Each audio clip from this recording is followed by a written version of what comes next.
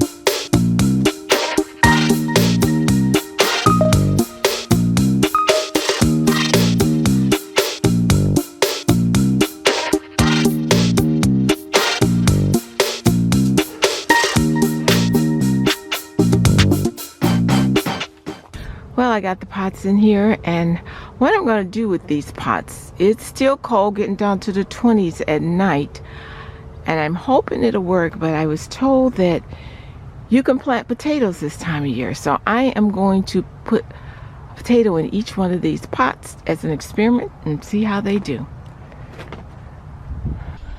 Well, this is the next project that I want to tackle. I want to extend this fence out a little further, and it's almost time where I could add a couple more beds in there. I think I'm going to plant the fig tree inside the fence because the deer were down here eating up the elderberry bushes. So if you looked at my previous video, we had to put this temporary fence up right down here. So I'm going to extend the whole fence out so to incorporate those inside the fence. It's almost time to get started.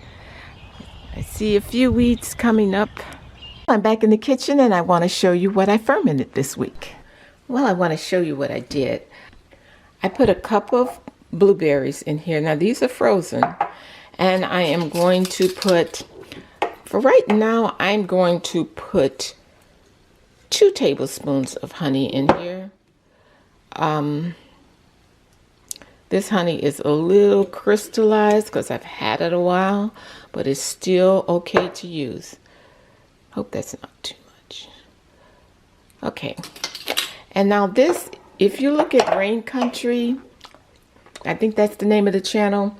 She does a lot of things, and one of the things that she do is ferment different fruits. She makes a lot of vinegar and ferments, and this is one I always keep a starter.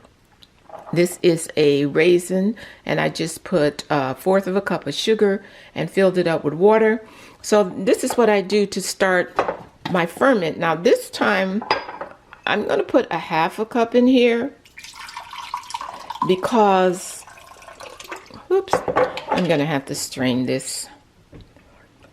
A lot of the berries came out. Get my strainer. I'm gonna rinse it. Okay, and I'm gonna put about a half a cup in here. You don't really need but a very small amount, but I know when these here berries thaw out, they're going to leave a lot of moisture. And at that time, by the end of the day, I will just check them and see how they did. As you see, that's quite a bit in there already. Then I'll let it sit out for a couple of days until it ferments. And that's how I ferment my blueberries. No recipe. This is just something I came up with because I'm trying to get as much fermentation in as I can. I like to put the berries on pancakes. I just drink the fluid off of them. I'll mix it with other kind of juice. So when I do my kefir, I'll mix it with the kefir and I will just drink it. Now after I use the ferment starter, I put about a tablespoon, a little bit more. I don't really measure, just dump a little in there. And then I filled it up with water. I will let it sit out for the rest of the day. Put it back in the refrigerator until I need it. As you can see, there's a little fermentation around there already, but I will let it sit out because when you put it in the refrigerator, the bacteria in it kind of go to sleep. They don't eat as much. So that's what I do for that. This is day 2, and you can see it's starting to ferment already. Let you look in the inside. It's smelling amazing. This is why I like to use the starter, because it seems like it ferments a lot faster and I don't have to let it sit out as long. This is day 3. Let me see. Looks amazing. And I'm going to taste it.